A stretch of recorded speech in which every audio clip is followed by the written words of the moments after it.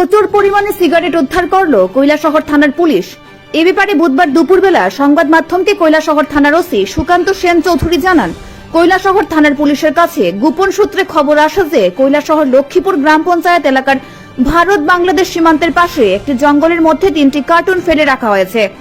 পরবর্তী সময় কৈলাসহর থানার এসআই আশিস পাল সহ বিশাল পুলিশ ও টিএসআর বাহিনী ঘটনাস্থলে ছুটে যায় এবং এই 3টি কার্টুন উদ্ধার করে থানায় নিয়ে আসে।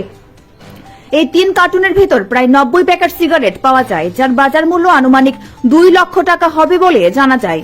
সেই সিগারেটগুলি অবৈধভাবে সম্ভবত বাংলাদেশে পাচার করার উদ্দেশ্যে পাচারকারীরা নিয়ে এসেছিল। তবে এর পেছনে কারা কারা জড়িত রয়েছে তা নিয়ে তদন্ত শুরু করেছে কৈলাসহর থানার police. Bureau report, Dharmanagar news online.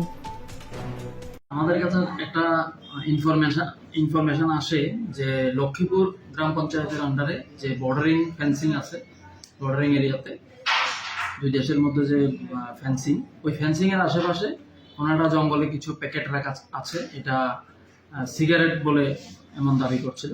এই খবরের ভিত্তিতে আমাদের অফিসার এসআই আশিস পাল ঘটনাস্থলে যায়।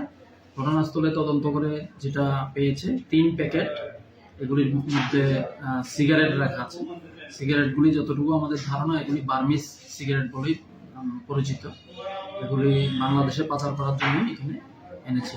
কোনো অভিযুক্ত কি গ্রেফতার হয়েছে? না, এই ব্যাপারে কোনো অভিযুক্ত এখন আমরা বের করতে পারিনি। এই ব্যাপারে আমরা একটা এনকোয়ারি করছি। আনুমানিক বাজারের মূল্য কত হতে পারে?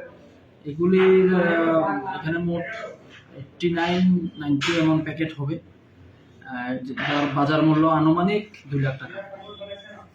ঠিক আছে।